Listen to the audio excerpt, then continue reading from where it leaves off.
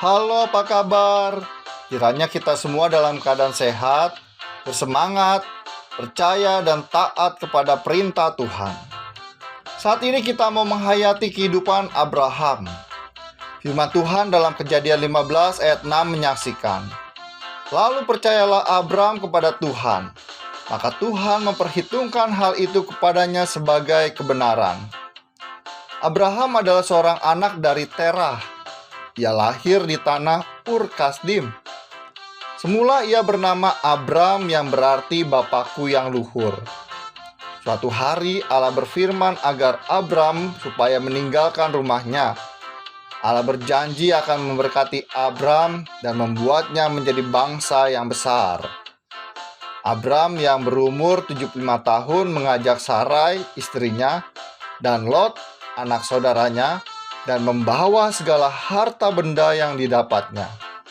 Meskipun tidak diketahui arah tujuannya kemana, mereka tetap percaya kepada Allah yang menyertai.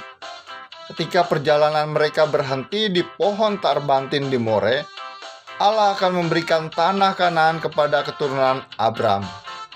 Kemudian Abram berangkat dan makin jauh ke tanah Negeb. Ketika timbul kelaparan di negeri itu, Abram pergi ke Mesir sebagai orang asing. Setelah tinggal di Mesir, Abram pergi ke tanah Negeb.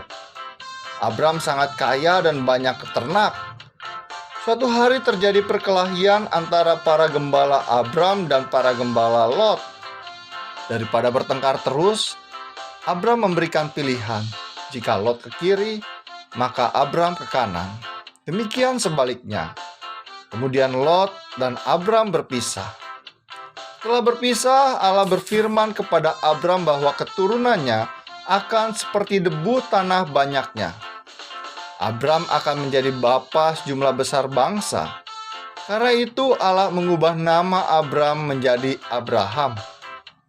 Allah memerhatikan Sarah dan melakukan kepada Sarah seperti yang dijanjikannya. Sarah mengandung, lalu melahirkan seorang anak laki-laki yang dinamai Ishak.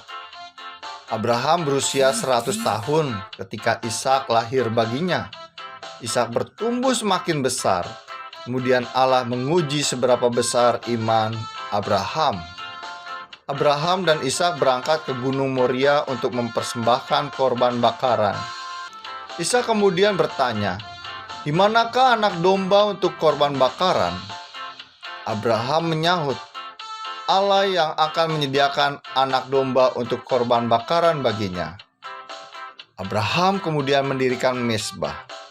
Disusunnyalah kayu, diikatnya Ishak, diletakkannya di atas mezbah kayu api. Tiba-tiba malaikat Tuhan berseru, "Abraham, Abraham, jangan bunuh anak itu, dan jangan kau apa-apakan dia." Allah mengetahui bahwa Abraham takut akan Allah dan tidak segan-segan menyerahkan anaknya yang tunggal. Tuhan menyediakan seekor domba jantan di belakangnya. Abraham pun mengambil domba itu dan mengorbankan sebagai korban bakaran pengganti anaknya. Alkitab mencatat anak-anak yang lahir dari Abraham adalah Ishak dari Sarah, Ismail dari Hagar, dan Zimran, Yoksan, Medan, Midian, Ishak, serta Suah dari Keturah. Abraham meninggal pada umur 175 tahun dan dimakamkan di Gua Mahpelah. Bapak, Ibu, saudara-saudari kasih Tuhan, salah satu ciri agama yang diwariskan Abraham adalah monoteisme. Abraham percaya bahwa hanya ada satu Allah yang berkuasa atas langit dan bumi. Hanya Allah yang patut dia sembah, hormati, dan taati dalam hidupnya. Dia percaya sepenuh hati bahwa Tuhan berkuasa penuh atas hidupnya, termasuk janjinya dalam memberikan anak.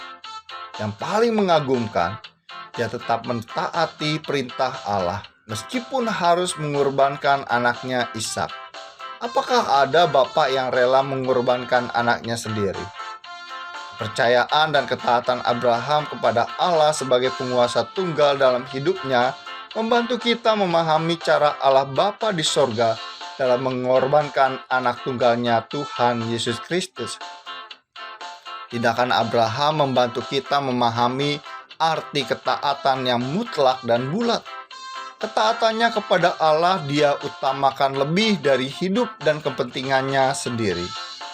Dia taat, meskipun ketaatannya berarti menderita dan membawa pada kematian. Dia percaya, meskipun kepercayaan berarti tangis dan kecewa. Dia rela kehilangan segala-galanya, sebab dia percaya saat kehilangan segala-galanya demi Allah Bapa, dia menerima segalanya.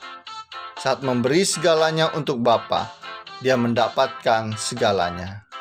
Selamat menjalani kehidupan yang dipenuhi dengan kepercayaan dan ketaatan kepada Allah yang berkuasa. Tuhan melindungi dan memberkati kita semua. Amin.